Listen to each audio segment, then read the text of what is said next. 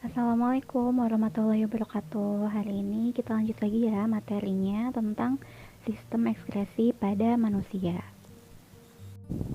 Oke, sebelum kita lanjut ke materi tentang struktur organ dan fungsi di sistem ekskresi, sebetulnya dalam mekanisme pengeluaran dalam tubuh manusia itu ada 3 jenis ya selain si ekskresi ini.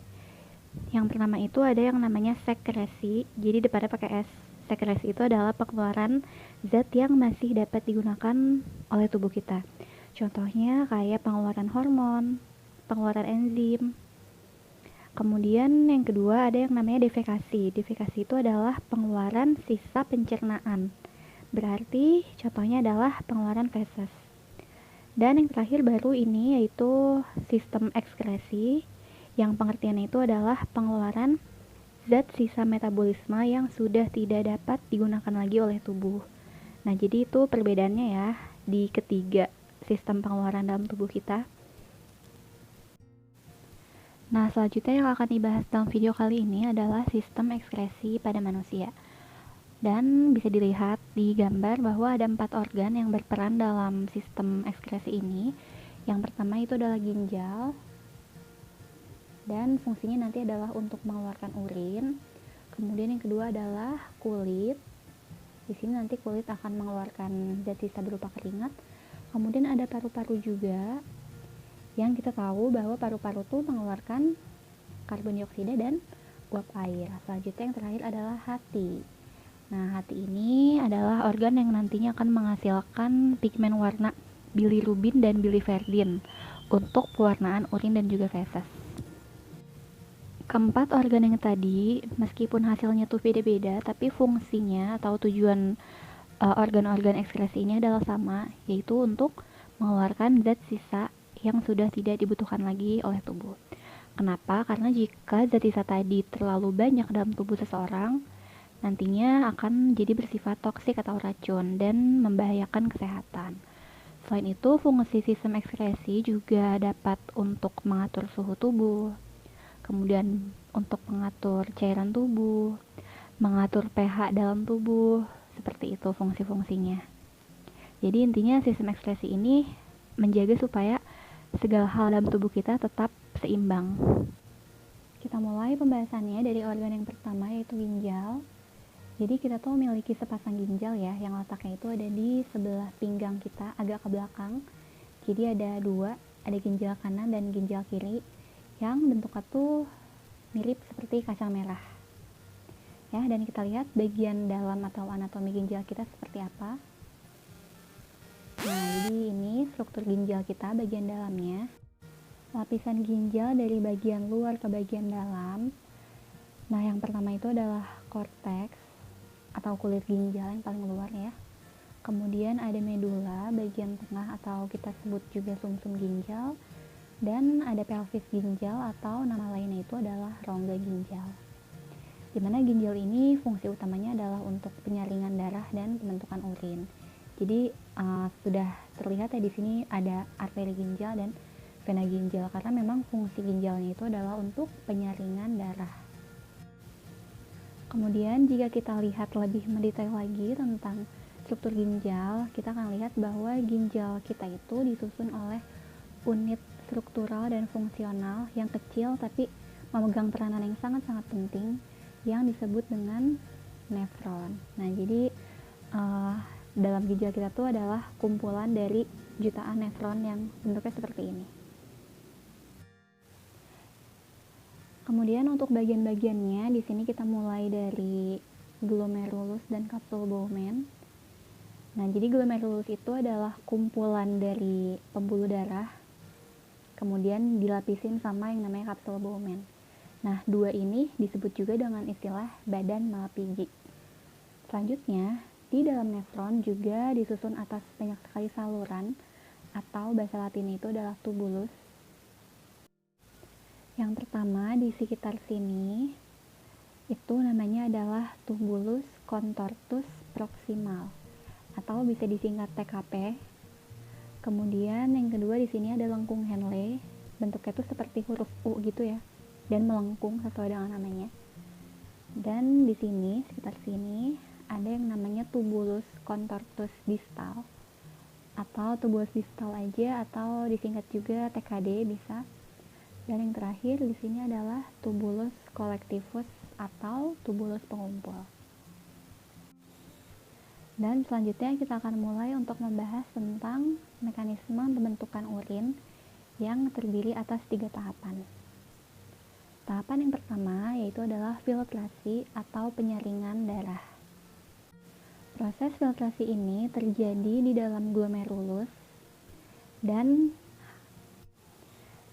akan terjadilah proses penyaringan darah di mana molekul-molekul yang besar dan yang masih dapat digunakan oleh tubuh akan dikembalikan ke dalam darah.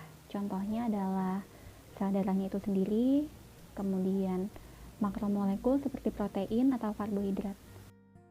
Sedangkan zat sisanya akan membentuk urin primer yang di dalamnya berisi air, urea, amonia, glukosa, asam amino, natrium, dan garam mineral.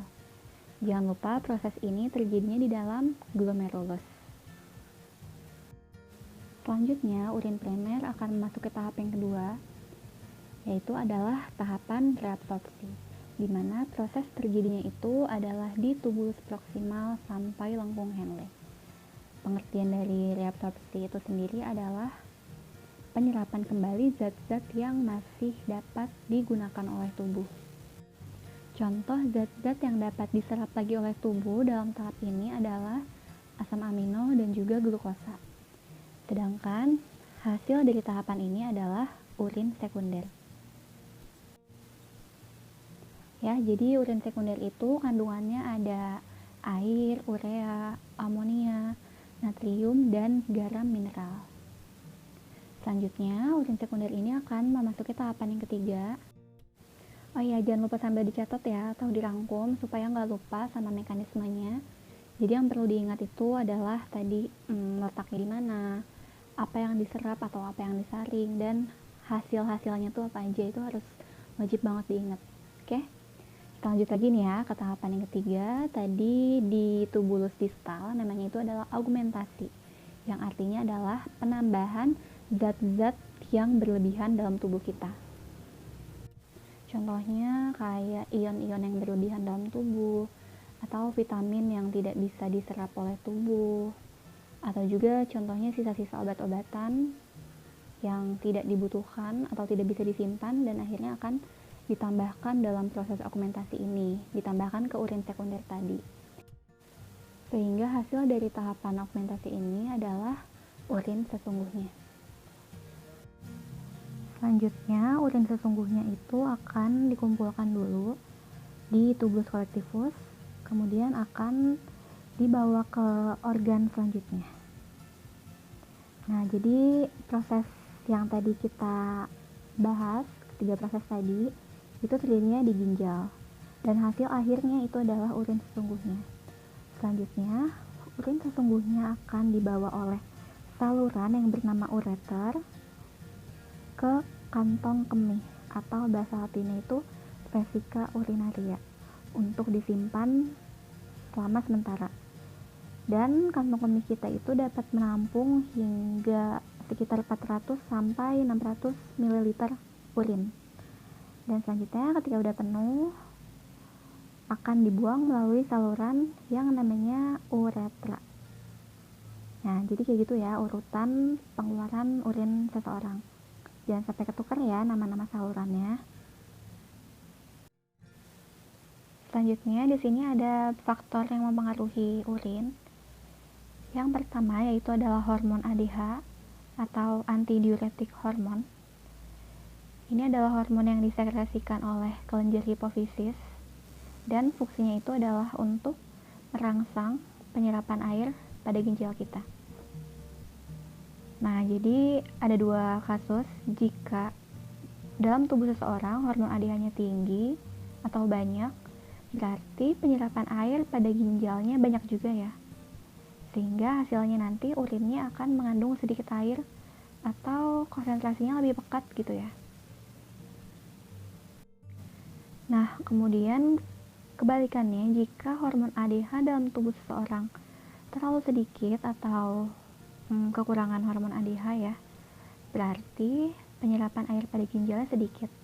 Ibaratnya air yang harusnya diserap lagi oleh tubuh kita, karena tubuh kita masih butuh air nih, tapi ini malah jadi nggak diserap gitu, karena nggak ada yang merangsang untuk penyerapannya itu.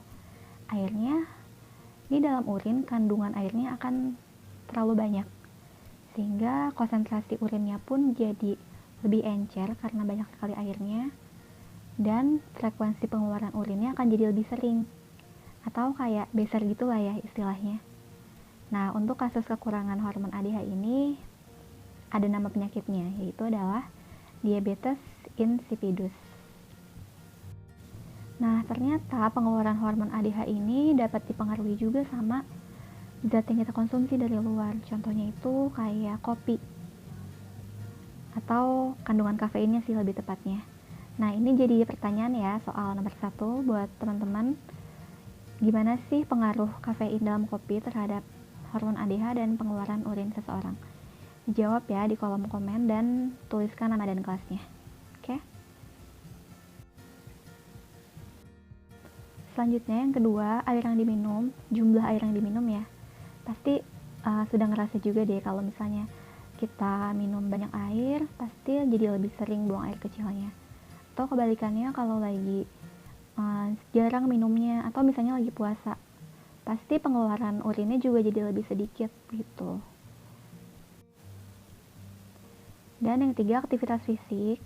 Biasanya semakin tinggi aktivitas fisik seseorang, pengeluaran urinnya jadi lebih sedikit, karena biasanya kalau aktivitas fisik tinggi itu cenderung lebih sering mengeluarkan keringat, dan jadinya zat sisa yang dibuang banyaknya lewat keringat, sedangkan yang lewat urin jadinya lebih sedikit.